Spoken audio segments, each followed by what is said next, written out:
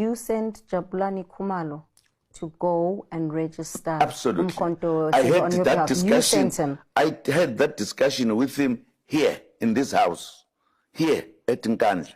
And it was always part of the plan. I was helping to tell them what I'm doing in order to change this country. And I said I've chosen MK.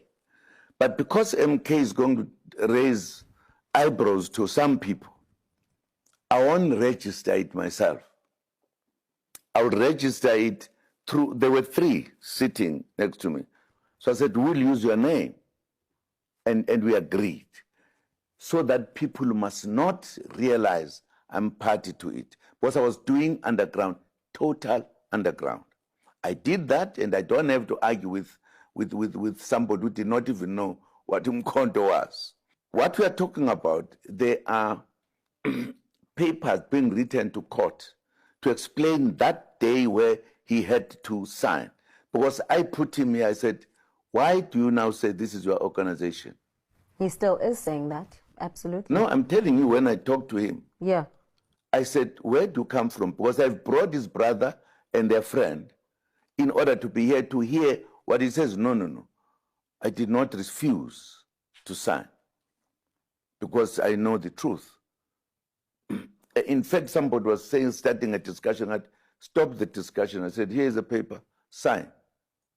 Which he was, but he had participated in drafting. So his signature was not forged? No, he signed in front of all of us sitting. We are going to be saying it in public.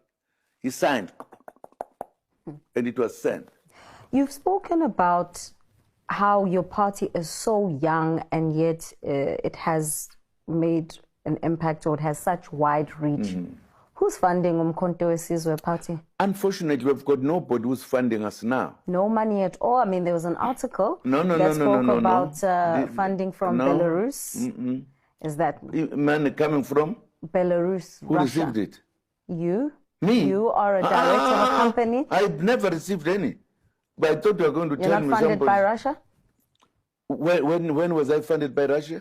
I'm asking you. No, not funded by Russia. Who's funding you? Where do you get so much money listen, to be all over the country? Sister. When I worked underground the whole year until I made an announcement, I had not a penny. Because you've been pleading poverty even in court. I've been? You've been pleading poverty even in court. Exactly, because I don't have the money to campaign? No. Campaigning is an expensive exercise. I use my voice to tell the people what I've decided. And then? And people agreed. And they work today.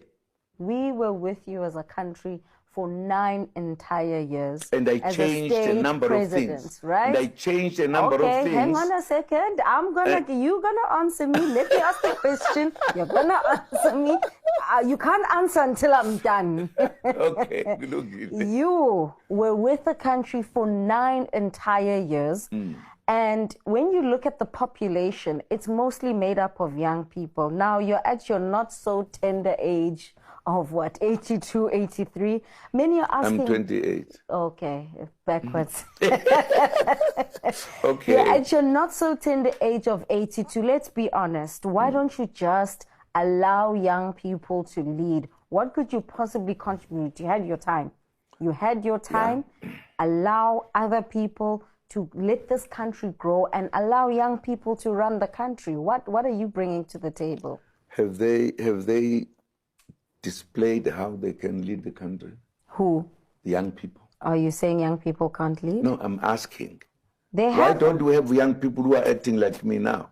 If they are capable of doing so. So you are saying you're the best option on the table? I'm not saying I'm the best option. I sat for a number of years after retiring, and the country was going down with your young people and everybody else. You being young as well. You were doing nothing. You can't say we were doing nothing. What were you doing? I'm in the media space. I use this platform and the space to You can't liberate people with media. So how are you liberating people again? Because I'm calling people to an organization called Umkhonto weSizwe. I've been watching you, on the campaign trail.